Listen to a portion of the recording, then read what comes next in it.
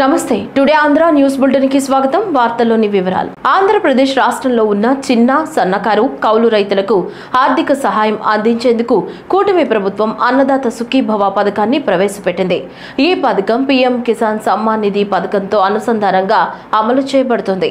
రైతుల జీవన ప్రమాణాలు మెరుగుపరచడంతో పాటు వ్యవసాయ కార్యకలాపాలకు పెట్టుబడి సాయం అందించడం ఈ పథకం ముఖ్యోద్దేశం.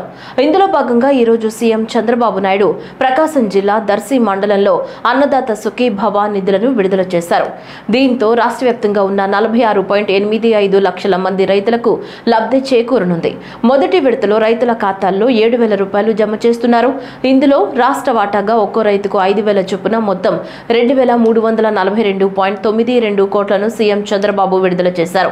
కేంద్ర రాష్ట్ర ప్రభుత్వాలు కలిపి ఒక్కో రైతు అకౌంట్లో 7,000 జమ చేస్తున్నాయి. ఇదిలా ఉంటే ఇటీవల పలు ప్రాంతాల్లో లోకల్ ఉప ఎన్నికలకు నోటిఫికేషన్ రావడంతో ఎన్నికల కోడ్ అమల్లోకి వచ్చింది.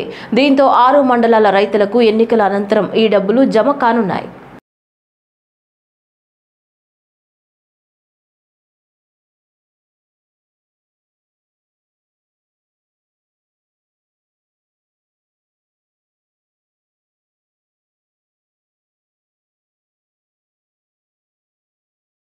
రైతులకు సాంకేతిక పరిజ్ఞానాన్ని అందుబాటులోకి తీసుకొస్తామని ముఖ్యమంత్రి చంద్రబాబు తెలిపారు.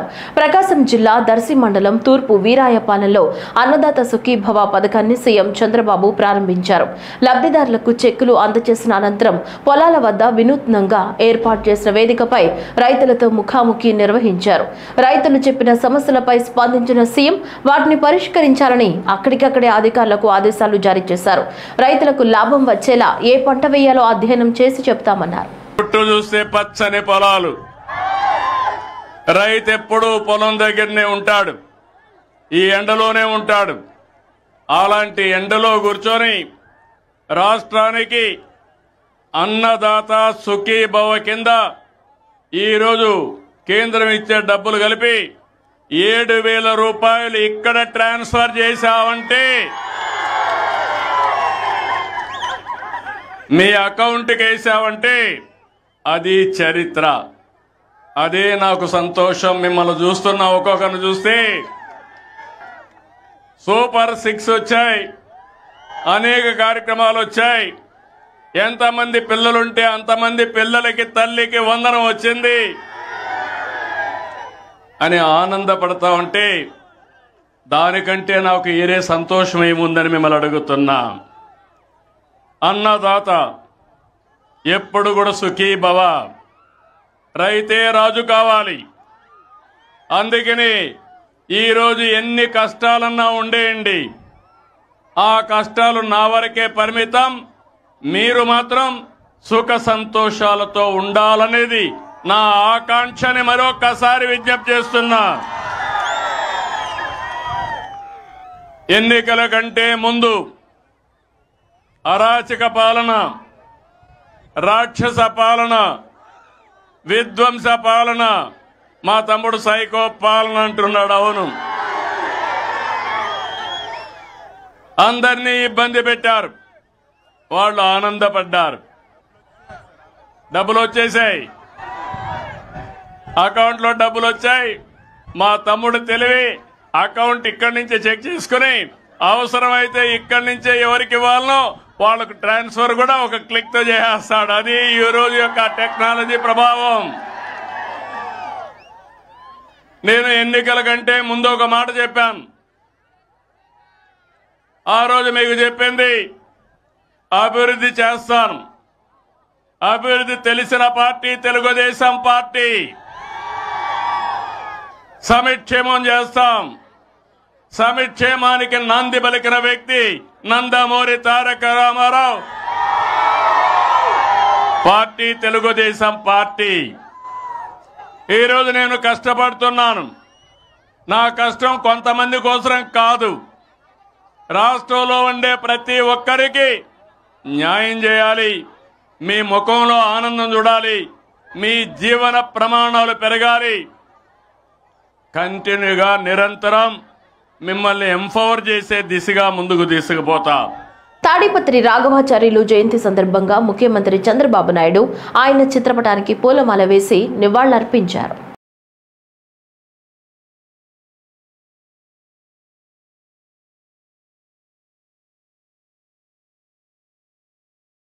ఏపీ సీఎం చంద్రబాబు వైఎస్ఆర్ కడప జిల్లాలో పర్యటించిన విషయం తెలిసిందే. ఈ క్రమంలో జమ్మలమడుగు పర్యటనలో భాగంగా కేంద్ర ప్రభుత్వం సాస్కి స్వదేశ్ దర్శన్ పథకాల కింద చేపట్టబోయే పనులకు CM Chandrababu Gandikota view point వద్ద శుక్రవారం శంకుస్థాపన చేశారు. అయితే సీఎం గండికోట పర్యటనలో ఆసక్తికరమైన సన్నివేశం చోటు చేసుకుంది. అక్కడ పనిచేస్తున్న ఓ యువకుడు సీఎం ని కలిసి ఆసక్తికర వ్యాఖ్యలు చేశారు. యువకుడు జశ్వంత్ చేసిన వ్యాఖ్యలతో సీఎం చంద్రబాబు తన చిన్ననాటి స్కూల్ అనుభవాలను గుర్తు చేసుకున్నారు. ఈ తరుణంలో, సార్, నా పేరు జశ్వంత్, నేను తిరుపతికి చెందినవాడను. మీరు చదువుకున్న స్కూల్లోనే నేను కూడా చదువుకున్నాను. మా పాఠశాలలో ఇప్పటికీ ప్రిన్సిపల్ గది ముందు మీ ఫోటో ఉంది. కేవలం సీఎం చంద్రబాబు పాఠశాలలో చదువుకున్న విద్యార్థి మాత్రమే కాదు, చంద్రబాబు గతంలో ముఖ్యమంత్రిగా ఉన్నప్పుడు ప్రారంభించిన ఎవరెస్ట్ యాత్ర కార్యక్రమం చూసి స్ఫూర్తి పొందినట్లు తెలిపారు. మొత్తం రెయిన్ వాటర్తో యూజ్ చేస్తాం సార్. మళ్ళీ ఫైనల్లో వచ్చేసి మళ్ళీ వెన్న రివర్కి వెళ్ళిపోతుంది. ఎప్పుడు ఇది చేశారు. గుడ్. ఇంకా నమస్కారం సార్. నమస్కారం. నువ్వేంటి మా? నా పేరు జశ్వంత్. నేను ఇక్కడ ఓన్లీ ఇద్దరు మాత్రమే పర్మనెంట్ స్టాఫ్, అంటే బయట నుంచి వచ్చిన వాళ్ళం. మిగిలిన వాళ్ళంతా వచ్చేసి టూరిస్ట్లోకి వచ్చేసి మనము లోకల్గా అక్కడే జాయ్ రైడ్ అని 100 రూపీస్ ఛార్జ్ చేస్తాం సార్. సో మిగతా 800 హిందీ. ఇప్పుడు ఎవరు కర్ణాటక నుంచి ఎవరు రావడం లేదా? వస్తారు సార్. ఎక్కువ కర్ణాటక, తమిళనాడు, హైదరాబాద్ నుంచి ఎక్కువ వస్తారు సార్.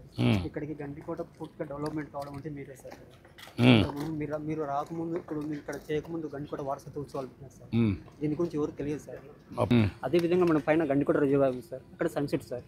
మన వాటర్లో ప్రతిబింబం అనేది లైట్గా మనకు మళ్ళీ రిఫ్లెక్షన్ అవుతుంది సార్. గోల్డ్ టైప్లో బాగా కనపడుతుంది సార్. ఎక్కువ దానికి లైక్ చేస్తారు సార్ ఇక్కడ. Very interesting. నువ్వేం చేస్తున్నావా? ఇక్కడ లోకల్ టెంట్ ఆర్గనైజ్ చేస్తాం సార్. కాకినాడ డిఎస్ఏ మైదానంలో 15వ హాకీ జూనియర్ మహిళా హాకీ ఛాంపియన్షిప్ 2025 పోటీలు ఘనంగా ప్రారంభమయ్యాయి. ముఖ్య అతిథులుగా జిల్లా కలెక్టర్ షణ్మోహన్, ఎస్పీ బిందు మాధవ్, ఎమ్మెల్సీలు కర్రి పద్మశ్రీ, పేరాబత్తుల రాజశేఖరం, పెద్దాపురం ఎమ్మెల్యే నిమ్మకాయల చినరాజప్ప, కాకినాడ గ్రామీణ ఎమ్మెల్యే పంతం నానాజీ తదితరులు హాజరయ్యారు. తొలుత హాకీ మాంత్రికుడు ధ్యాన్ చంద్ విగ్రహానికి పూలమాలలు వేసి నివాళులర్పించారు. అనంతరం పతాకాలు ఆవిష్కరించారు. క్రీడాకారులు మార్చ్ పాస్ట్ నిర్వహించారు. ఈ సందర్భంగా కలెక్టర్ మాట్లాడుతూ 12 రోజుల పాటు జరిగే టోర్నమెంట్ నిర్వహణకు సహకారాన్ని అందించిన కార్పొరేట్, వ్యాపార, పారిశ్రామిక సంస్థలకు ధన్యవాదాలు తెలిపారు. ఉమెన్స్ జూనియర్ హాకీ ఛాంపియన్షిప్ మన కాకినాడ జిల్లాలో కాకినాడ హాకీ స్టేడియంలో జరుపుకోవడం, దానికి ఆల్మోస్ట్ 30 స్టేట్స్ నుంచి 30 టీమ్స్, ఆల్మోస్ట్ 600 మంది అథ్లీట్స్ రావటం, వాళ్ళకి సంబంధించిన కంప్లీట్ టీమ్స్, కోచెస్, వాళ్ళ మెంటర్స్, ఎవ్రీవన్ ఇస్ ఇంత బ్యూటిఫుల్ ఈవెంట్ మనం కాకినాడలో జరుపుకోవడం అండ్ ఇంత ప్రశాంత వాతావరణంలో మనం జరుపుకోవడానికి సహకరించిన ప్రతి ఒక్కరికి, ఇంక్లూడింగ్ పబ్లిక్ రిప్రజెంటేటివ్స్, అండ్ ఇలాంటి ఈవెంట్స్ చేయాలి, తర్వాత కాకినాడ లాంటి ఇంత ఫెసిలిటీ పెట్టుకొని వాడాలని ప్రతి క్షణం మనల్ని సపోర్ట్ చేసిన డిప్యూటీ సీఎం గారికి and honourable CM Chandrababu Naidu గారికి వి థ్యాంక్ యూ. అండ్ ఇది 13 days జరుగుతుందండి. 13th ఫైనల్స్ జరుగుతుంది. ఈ సందర్భంగా I invite everyone from Kakinada to be there on 13th. Krishna జిల్లా గన్నవరం నియోజకవర్గం ఢిల్లీ నుంచి ఇండిగో విమానంలో కేంద్ర విమానయాన శాఖ మంత్రి, civil aviation minister Kinjarapu Rammohan Naidu Gannavaram విమానాశ్రయానికి చేరుకున్నారు. అనంతరం రోడ్డు మార్గాన విజయవాడ బయలుదేరి వెళ్లారు.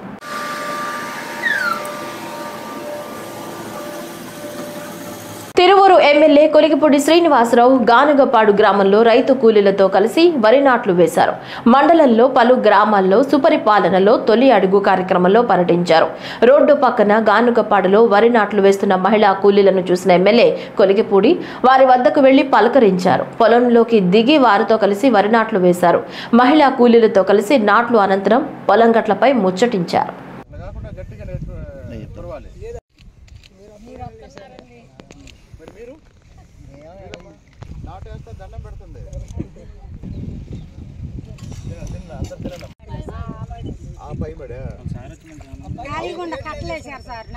మంచినీళ్ళు ఇంటి దగ్గర నుంచి తెచ్చుకుంటారా?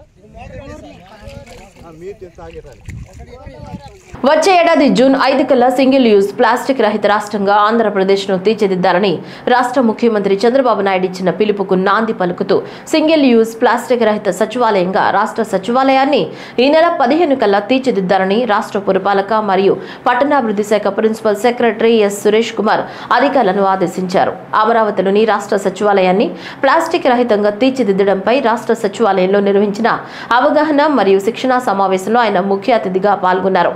ఈ సందర్భంగా మాట్లాడుతూ సింగిల్ యూజ్ ప్లాస్టిక్ వల్ల పర్యావరణ కాలుష్యం ఏర్పడమే కాకుండా మైక్రో ప్లాస్టిక్ కారకాల వల్ల మానవాళి పశు పక్షాదుల ఆరోగ్యాన్ని ఎంతగానో దెబ్బతీస్తున్నాయన్నారు.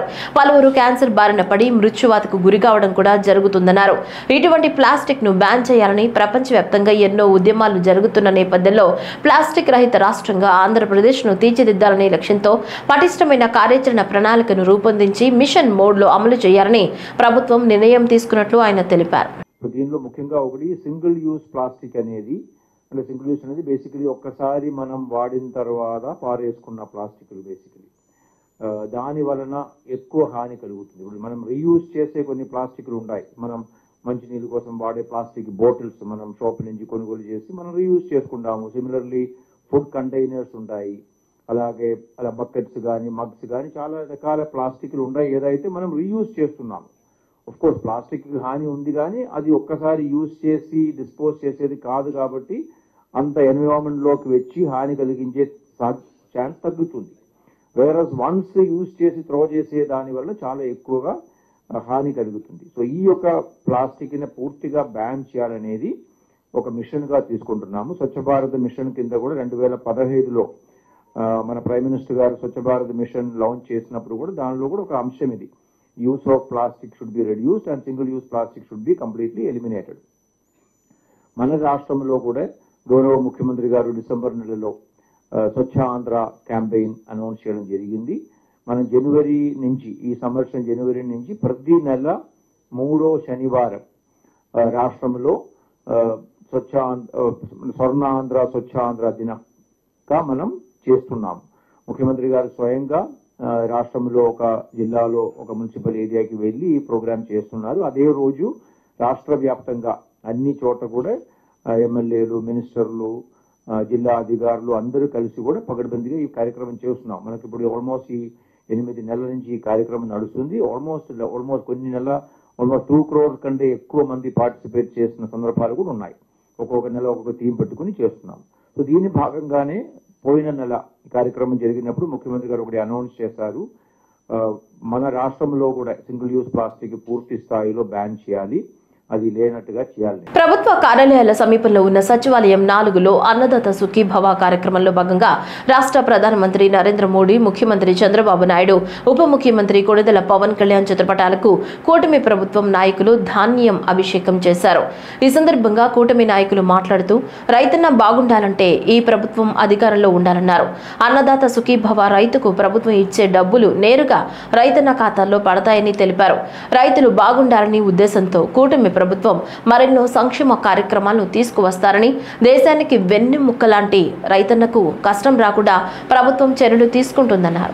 రైతులందరి సమక్షంలో ఒక పండుగ వాతావరణంలో అన్నదాత సుఖీభవ కార్యక్రమం జరుపుకోవడం జరుగుతుంది.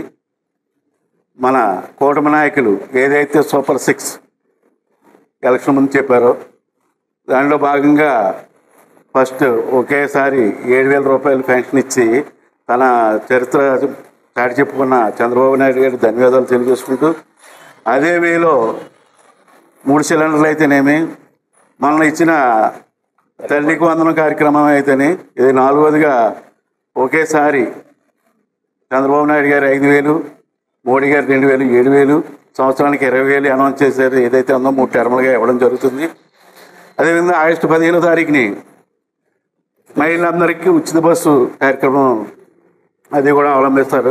ఇలా మన నాయకుడు చంద్రబాబు నాయుడు గారు, నరేంద్ర మోడీ గారు, అదే పవన్ కళ్యాణ్ గారు కూటమి ప్రభుత్వంలో అన్నదాత సుఖీభవ అనే పథకాన్ని పెట్టి ప్రతి రైతుకి 5,000 రూపాయలు చంద్రబాబు నాయుడు గారు, 2,000 రూపాయలు మోదీ గారు ఇచ్చి 7,000 రూపాయలు వేళ మధ్యాహ్నం 1 గంటకల్లా ప్రతి రైతు అకౌంట్లోనే పడాలని, అలాగే గత ప్రభుత్వాలు చెప్పడం జరిగింది, పూర్తిగా ఇవ్వకపోవడం జరిగింది. కొంతమందికి వచ్చింది, కొంతమంది రాలేదు. అది కాకుండా 100% ఎలిజిబిలిటీ ఉన్న వాళ్ళందరికీ కూడా రావాలని దీని మీద చాలా శ్రద్ధ తీసుకుని చంద్రబాబు నాయుడు గారు ప్రతి ఒక్కరిని ఎలిజిబిలిటీ ఉన్న వాళ్ళందరికీ డబ్బులు పడాలనే శ్రద్ధ తీసుకోవడంతో వేళ 90% కాదు 100% న్యాయం జరుగుతుందని అనుకుంటున్నాం. అలాగే గత ప్రభుత్వంలో బటన్ నొక్కం పథకం వేసాం అనేది తప్ప ఇక ఏదీ లేదు. ఇవాళ మనకి అన్ని రోడ్లు, బిల్డింగ్లు, ట్రైన్లు ఏది కావాలితే అది గవర్నమెంట్ చేస్తూ ఈ యొక్క సంక్షేమాన్ని కూడా కంటిన్యూ చేస్తుంది. తిరుపతి పర్యటనకు విచ్చేసిన కేంద్ర రవాణా శాఖ మంత్రి నితిన్ గడ్కరీతో కలిసి తిరుచానూరు పద్మావతి అమ్మవారిని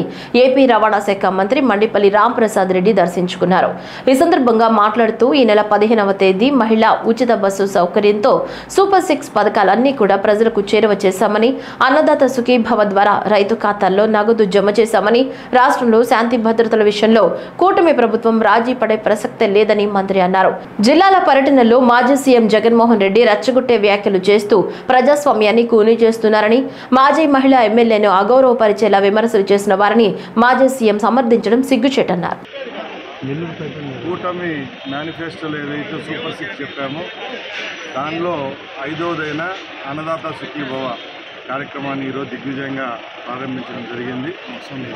అలాగే ఈ నెల 15వ తారీఖున 6వదైన మహిళలకు ఉచిత బస్సు కూడా ఇచ్చేదానికి ప్రభుత్వం సిద్ధంగా ఉంది.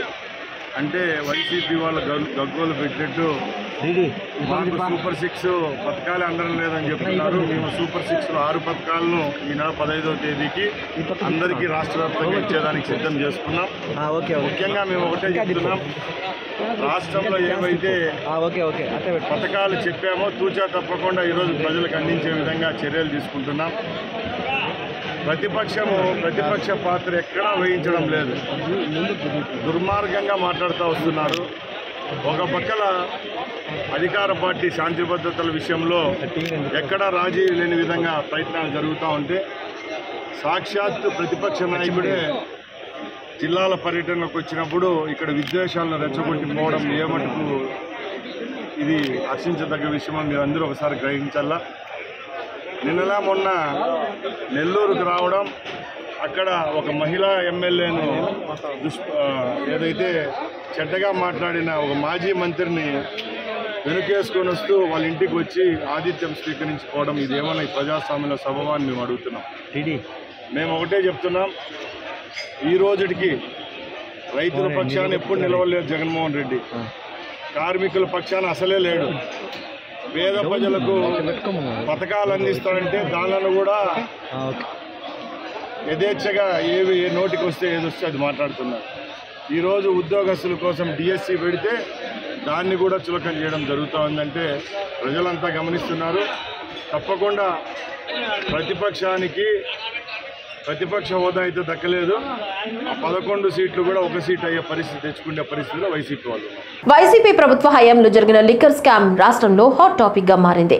ఈ కేసులో దర్యాప్తును చేపడుతున్న సిట్ అధికారులు ఇప్పటి వరకు 12 మంది నిందితులను అరెస్టు చేశారు.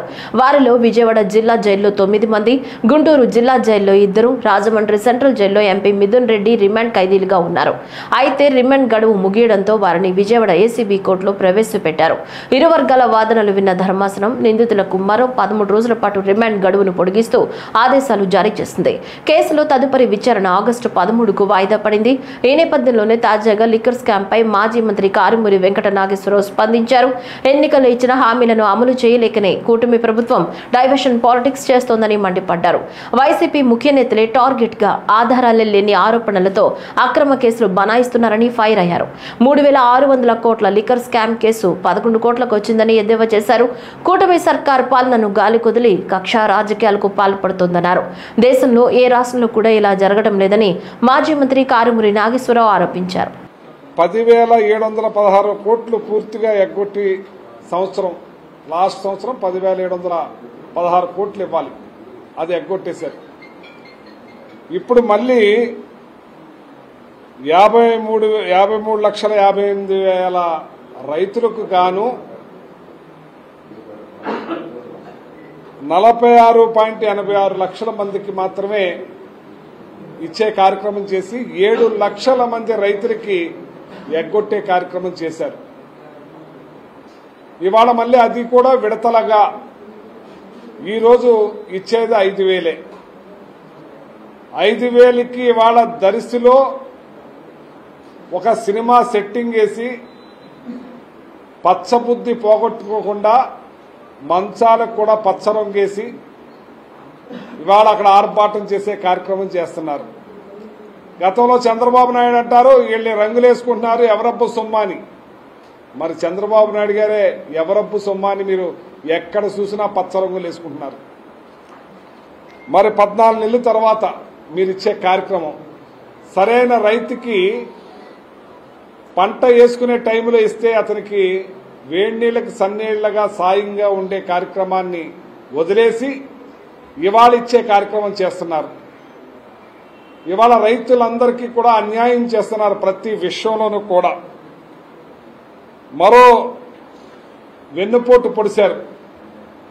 అలాగే ఏదైతే గతంలో జగన్మోహన్ రెడ్డి గారు 13,500 ఇస్తున్నారు, మేము 26,000 ఇస్తామని చెప్పి రైతులకి మాయ మాటలు చెప్పి మసిపూసి మారేడికాయ చేసి ఇవాళ రైతుల్ని నట్టేట ముంచి 26,000 కాదు 20,000 అని చేసే కార్యక్రమం చేస్తున్నారు. అధికారంలోకి వచ్చి మాట మార్చారు. పథకంలో ఏదైతే గతంలో సంవత్సరం ఎగ్గొట్టి ఇవాళ ఇచ్చే కార్యక్రమం చేస్తున్నారు. ఆంధ్ర నుంచి తెలంగాణకు టీడీపీ నాయకుల కనుసన్నల్లో ఇసుకను తరలిస్తూ అక్రమార్జనకు పాల్పడుతున్నారు. విజయవాడ పార్లమెంటు ప్రజా ప్రతినిధి అనుచరులకు చెక్ పెట్టే క్రమంలో మరోసారి ఎమ్మెల్యే కొలిగిపూడి శ్రీనివాస్ రంగంలోకి దిగారు. పెద్దపురం గ్రామంలో ఇసుక అక్రమాలకు టీడీపీ నాయకులైన గండ్ర హరినాథ్, నన్నపనేని సాయి కృష్ణ తెరతీశారు. గ్రామంలో నిల్వ చేసిన ఇసుక డంపింగ్లను గ్రామస్తులతో కలిసి పరిశీలించారు. మైలవరం ఏసీపీతో ఫోన్లో ఎమ్మెల్యే మాట్లాడుతూ ఇటీవల తిరువూరులో ఘర్షణ పాల్పడిన గంజాయి బ్యాచ్ అనే అక్రమాలకు పాల్పడుతున్నారని అన్నారు. తెలంగాణకు గ్రామ శివారుగా ఉన్న సరిహద్దులో కాకుండా మరో ప్రదేశంలో సీసీ కెమెరాలు ఏర్పాటు చేయడంపై ఏసీపీతో ప్రస్తావించారు.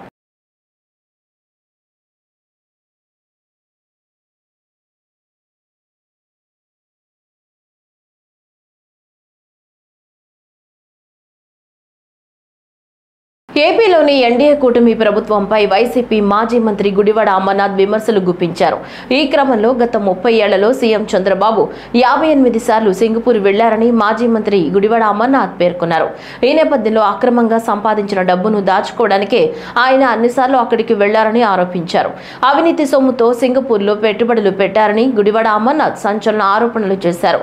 ఈ క్రమంలో రియల్ ఎస్టేట్ పై సీఎం చంద్రబాబు, మంత్రి లోకేష్ ఆరాటపడుతున్నారని విమర్శలు గుప్పించారు. ఈ 15 నెలల్లో కూటమి ప్రభుత్వం సాధించిందేమిటి అని ఆయన ప్రశ్నించారు. 15 నెలల పాలనలో కూటమి ప్రభుత్వం విఫలమైందని అన్నారు. ఈ క్రమంలో ఏపీలో అదానీ డేటా సెంటర్ వచ్చిందే వైసీపీ హయాంలోనని అన్నారు. అబద్ధాలు, కుట్రలు, కుతంత్రాలు, మా నాయకుడి మీద వేసేటువంటి అబండాలు ఇవన్నీ కూడా తండ్రిని మించిపోయి 10 రెట్లు తండ్రిని మించిపోయినటువంటి స్థానంలో కొడుకు ఉండడం అనేటువంటిది చాలా గొప్పతనం. ఒకప్పుడు ఆయన గత ప్రభుత్వంలో కొంత బరువు ఎక్కువ ఉండేవాడు 2014 నుంచి 19 వరకు. సరే, ఆయన మీద ఏదో తప్పుడు ప్రచారాలు చేశారు, బరువు తగ్గాడు. బరువు తగ్గితే బుద్ధి కూడా పెరుగుతుంది అనుకున్నా. అబ్బే, బరువు మాత్రం తగ్గాడు తప్ప బుద్ధి మాత్రం ఎక్కడ పెరగలేదు. సింగపూర్లో ఏం సాధించామనంటే జగన్మోహన్ రెడ్డి గారు ఎవరితో లెటర్లు రాయించారు, ఎవరితో ఈమెయిల్స్ పెట్టించారు. అందుకనే సింగపూర్ ప్రభుత్వం మళ్ళీ మీతో కలిసి పనిచేయమని చెప్పింది. ఈ రకమైనటువంటి తప్పుడు ప్రచారం చేయడం మొదలుపెట్టారు. తీరా లేక ఆ ఈమెయిల్స్ ఎవరు పెట్టారని చెప్పి ఈ గతంలో కాదు కదా,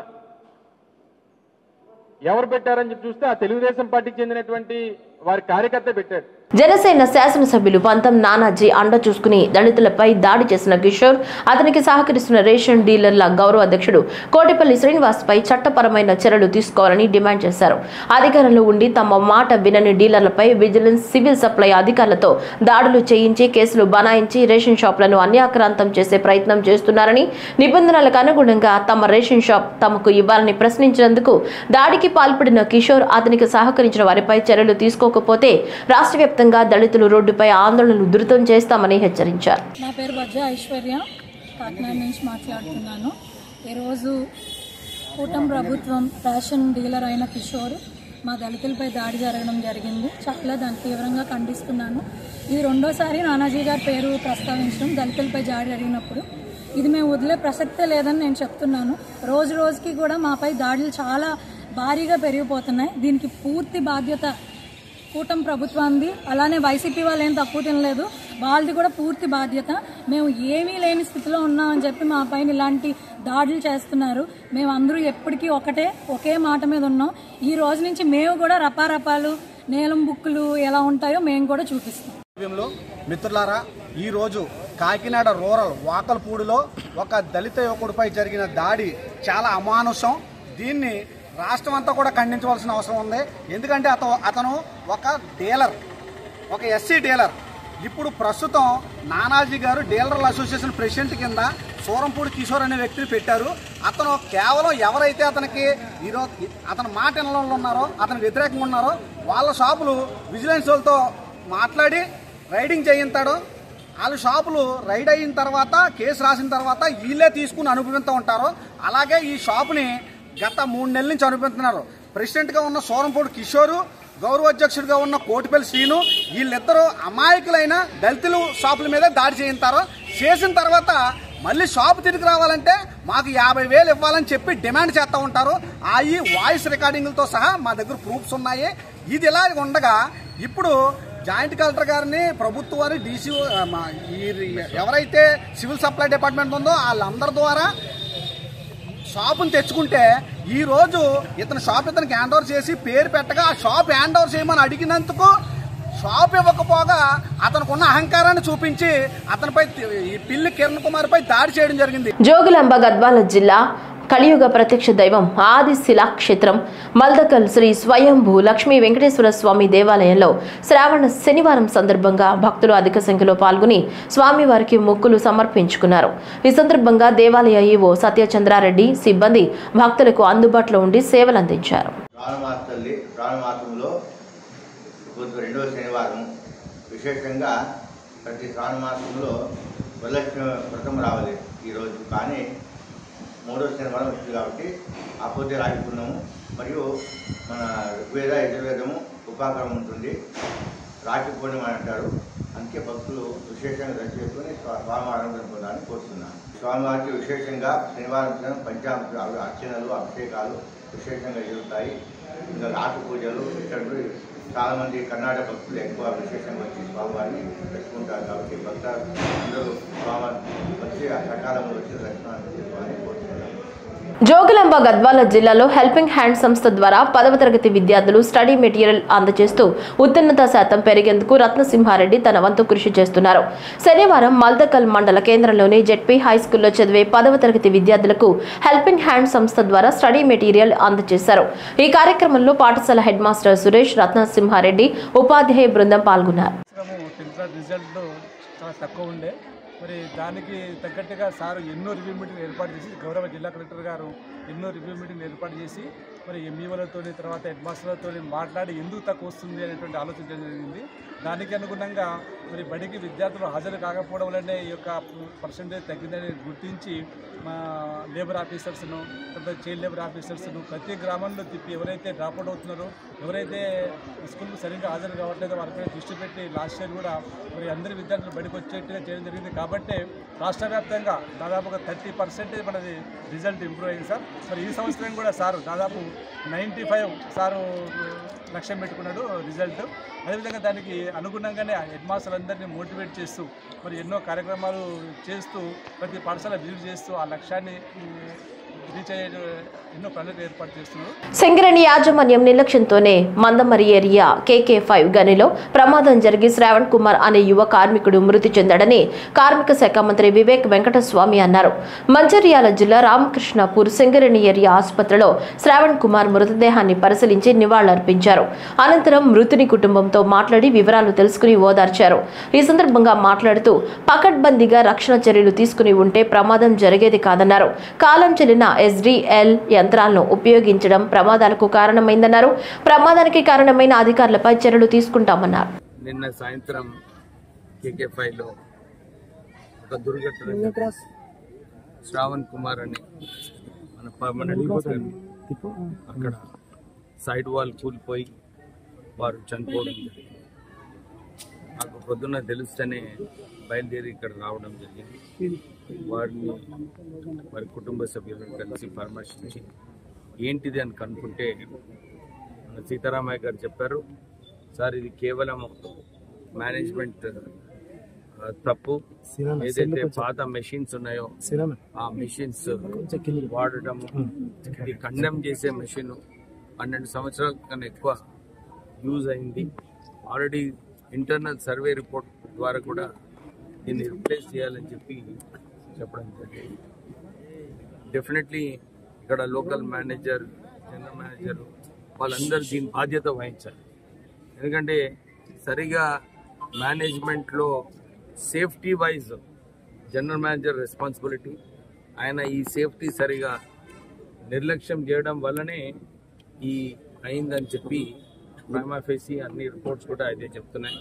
నేను CMD గారితో మాట్లాడుతాను. ఇప్పుడు ఫస్ట్ అక్కడ సైట్కి వెళ్ళి చూసి ఏంది మళ్ళీ ఒకసారి రిపోర్ట్ తీసుకొని CMDతో మాట్లాడి ఈ సేఫ్టీ పైన ఇంకెక్కువ దృష్టి పెట్టే అవసరం ఉంది మేనేజ్మెంట్కి. వికారాబాద్ జిల్లా పరిగిలో MLA doctor T Rammohan Reddy నేతృత్వంలో ప్రారంభమైన జనహిత పాదయాత్ర విజయవంతమైందని, ఈ సందర్భంగా AICC ప్రధాన కార్యదర్శి, తెలంగాణ ప్రదేశ్ కాంగ్రెస్ కమిటీ అధ్యక్షుడు ఇన్ఛార్జ్ మీనాక్షి నటరాజన్, TPPC అధ్యక్షుడు మహేష్ కుమార్ గౌడ్ మాట్లాడుతూ ఈ పాదయాత్ర ద్వారా ప్రభుత్వంలో ప్రజల్లో ఏం జరుగుతుందని తెలుసుకోవడానికి పాదయాత్ర చేశామని అన్నారు. కాంగ్రెస్ కు పనిచేసినటువంటి వ్యక్తులు మా గుండెల్లో ఉంటారన్నారు. उन्होंने तेलंगाना में जिस तरह से कांग्रेस की सरकार आने के बाद लोगों के हक और अधिकार के लिए काम हो रहा है उसके बारे में बताया. उसी का संदेश लेकर हमारे राहुल गांधी जी, हमारे नेता आदरणीय खारगे जी, सबकी प्रेरणा से ये जनहित पदयात्रा का संकल्प प्रदेश कांग्रेस कमेटी ने लिया और मुझे भी उसके अंतर्गत आपके बीच में आकर भाग लेने का मौका मिला. तो मैं आप सबका इस अवसर पर स्वागत और धन्यवाद करती हूँ. परगी से हमने इसकी शुरुआत की. हम हर पुराने जो यूनाइटेड डिस्ट्रिक्ट है उसमें सब जगह जाने का प्रयास कर रहे हैं. मैं तो सिर्फ एक ही बात और जोड़ना चाहती हूँ कि 2 तरह की गिनती पूरे देश में अभी हो रही है.